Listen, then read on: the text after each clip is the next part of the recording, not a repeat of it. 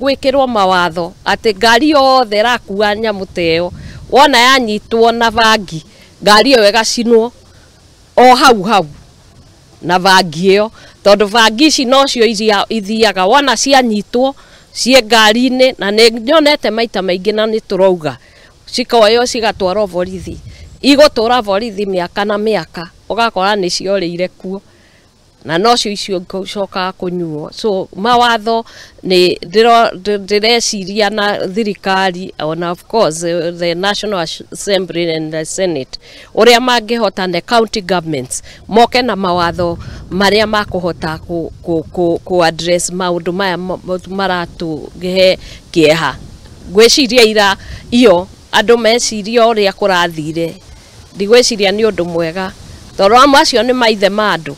Leo twena widows 11. My boy children have died, another 11 na no twiroreire. Mount Kenya area we have lost enough men. We have so many widows around, and that means that we have households that are headed by women without covering, without protection, and I'm thinking it is time we say no to this.